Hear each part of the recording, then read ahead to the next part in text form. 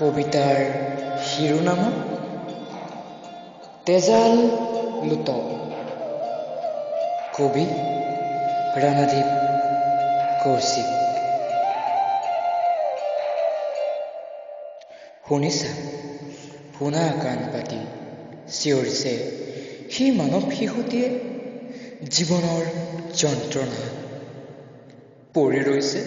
চোৱা, সেই কৰুণ পথৰ অলিয়ে গলিয়ে নিজকে চিনাকি দিয়া তুমি মানৱ বুলি, কিন্তু তুমি আজিৰ এই সমাজৰ মানৱৰূপী দানৱ। তুমি আজিৰ এই সমাজৰ মানৱৰূপী দানৱ।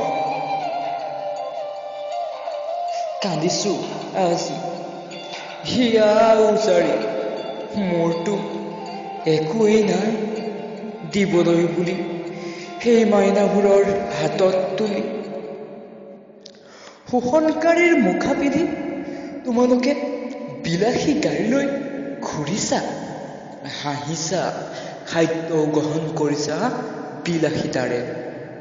পৰি ৰৈছে শত শত শিশু সেই নিস্তব্ধ পথৰ অলিয়ে গলিয়ে। মোৰ চকুৱেদি নিগৰিছে তেজাল লুট।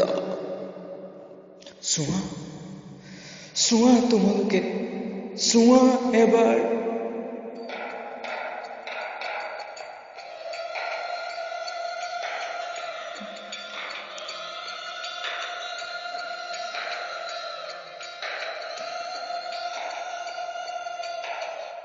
কাণ পাতি শুনা সেই নিৰ্যাতিতা নাৰীৰ কৰুণ কাতৰ চিঞৰ।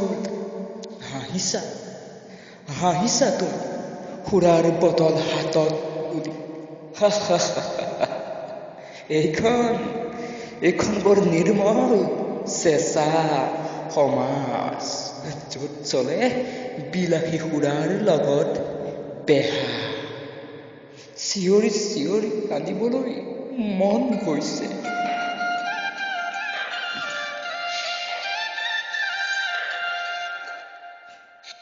কিন্তু কোনে শুনিব মোৰ কান্দোন? মোলৈ আঙুলিয়াই তুমি হাঁহি হাঁহি কবা, চা কেনেকৈ হাঁহিছে। ৰসবিহীন জীৱন তোমাৰ, বেসুৰা তুমি।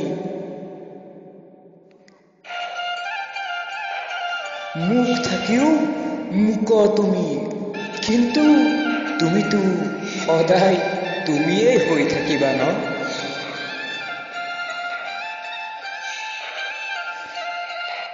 হে মানৱ, হাত জোৰ কৰিছো তোমাক। সময় পালে বাটে পথে ৰৈ নাক কুচাই সেই মাইনাবোৰৰ মুখবোৰ চাবা। তেতিয়া বুজিবা তুমি কৰুণ সাগৰৰ গভীৰতা। হে মানৱ, প্ৰণাম তোমাক। এতিয়াও আছে সময় জাগ্ৰত হোৱা, সপোন দেখা এখন নিকা মৰমৰ দেশ গঢ়িবলৈ। এখন নিকা মৰমৰ দেশ গঢ়িবলৈ। ধন্যবাদ।